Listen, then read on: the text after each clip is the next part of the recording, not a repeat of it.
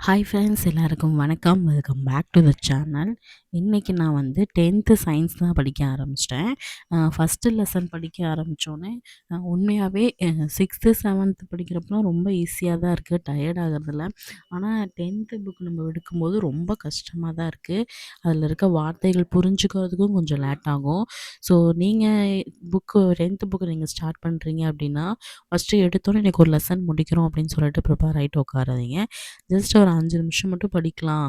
அதுக்கப்புறம் பார்த்துக்கலாம் அப்படின்னு சொல்லிட்டு, டைமை வந்து குறைச்சு நீங்கள் செட் பண்ணிட்டு படிச்சீங்கன்னா, உங்கள் மைண்டு ஆட்டோமேட்டிக்கா 5 நிமிஷத்துக்கு ரெடி ஆயிரும். நீங்க 5 நிமிஷம் படிக்க ஆரம்பிச்சிட்டிங்கன்னா, கொஞ்சம் பிரிஸ்கா இருக்கும். நீங்க கரெக்ட்டா படிக்கும்போது, நேரம் கொஞ்சம் கூடி கூடி போச்சு அப்படின்னா, உங்க மைண்டுக்கு அது தெரியாது. 5 நிமிஷம் தான் படிச்சுட்ருக்கீங்க அப்படிங்கிற மாரி, மூளை ஆட்டோமேட்டிக்கா ஃபிக்ஸ் ஆனால நீங்க டயர்ட் ஆகாம படிக்கலாம். இன்னொரு விஷயம் 10th புக் படிக்கும்போது நெறைய சம்ஸு, ஈக்குவேஷன்ஸ்லாம் இருக்கும். அதெல்லாம் ஸ்கிப் பண்ணாம பார்த்துக்கோங்க. மோஸ்ட்லி இந்த 10த்ல வந்து பார்த்தீங்கன்னா, நெறைய எடுத்துக்காட்டு அவங்களே குடுத்துருப்பாங்க. இந்த விசைக்கு இந்த எடுத்துக்காட்டு அப்படின்னு சொல்லிட்டு, அந்த மாரி இருக்கிறது எல்லாமே ஸ்கிப் பண்ணாம படிச்சுக்கோங்க. உங்களுக்கு ஒரு வேளை இந்த laws, Newton first law, second law, third லாலாம் புரியாம இருந்துச்சு அப்படின்னா, அ எழுதி எழுதி பாருங்க. ஏன்னா அது ரொம்ப முக்கியமான இது. அந்த லாக்கு ரிலேட்டடா குடுத்துருக்க ஜென்ரல் ஸ்டோரீஸையும் நல்லா புரிஞ்சு அண்டர்ஸ்டாண்ட் பண்ணிக்கோங்க. இந்த லெசன் பொறுத்தவரைக்கும் நம்ம அண்டர்ஸ்டாண்ட் பண்ணி படிச்சோம்னா தான் ஈஸியா இருக்கும்.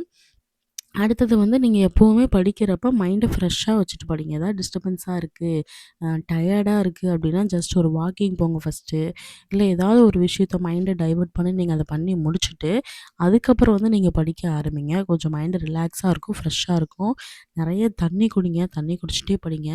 அது இன்னும் ஒரு நல்ல ஒரு பூஸ்ட் அப் எனர்ஜிய கொடுக்கும் உங்களுக்கு.